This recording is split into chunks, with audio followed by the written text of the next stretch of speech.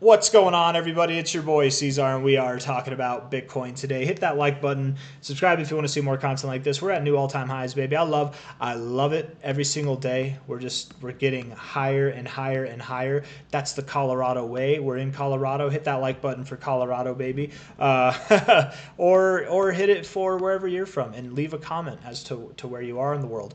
Bump the algorithm up. Let's get to know each other while we're at it. Anyways, from a high to a low, the relative high to the low of this range here, generally speaking, with any fib range, whenever you take out the 886, which I think it's safe to say we're going to do this week, right? We didn't do it last week, but I think it's safe to say we're going to do it this week. Generally, you look immediately to your primary target areas, which would be anywhere from 82,500 to 95,000. Now, when I say immediately, I mean immediately. Right? This is your minimum, your primary target area. There are secondary targets, which should always be considered. Tertiary targets, which should always be considered. But when I'm talking about immediately, these are the targets, right? Immediately. Right? These targets could be immediate as well, but we'd have to see how we interact with this range first to determine that, right? Anybody and everybody who's been watching my channel for the past week now, a couple weeks, you know that I'm expecting Bitcoin to be at prices above $100,000, probably closer to 110 than to 100,000 itself by the end of November. That's what I'm expecting. So if that's the case, what we need to see to get these secondary targets on the table on a fib perspective is we need to not mess around with the 1272, not mess around with the 1414. We need to make a straight shot to that 1618. That's what we need to do. Straight shot to the 1618. We can pull back to the 1414 and find support, even to the 1272 and find support. It can be very volatile, it can be quick, but if we want to see these secondary targets happen at a fast pace, we need a moon mission right up to 95K. So that's kind of what I'm expecting, right? I'm expecting that we're going to see prices over $100,000 by the end of the month, but over the next 2 weeks, I think we're going to moon mission it to $90,000, you guys. And I wanted to say that in this video.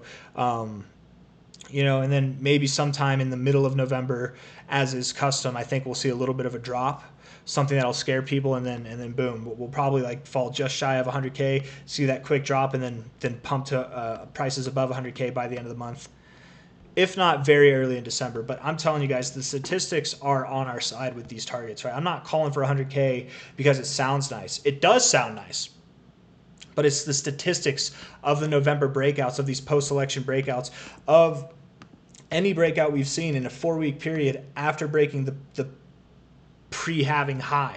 You go back in time, the targets I'm calling for, it's what we've done every single cycle. So again, to validate this from a fib perspective, not just from an analytical perspective, but from a fib analysis perspective, when I say analytical, it's both analytical, but I mean from like a historical analytical perspective. Besides that point, using it from a Fibonacci perspective solely, which is still analytical, if we want these secondary targets that we're lining up with for the overall prediction for the end of this month with the historical analytics, if we want that to happen, then we need to not find resistance in this area. We need to send it above 90K. Basically immediately, like over the next week or two, I think, right? We got 2 days, 20 hours left. I would say before the 20th of this month, maybe like the 17th or the 18th, on those days or earlier.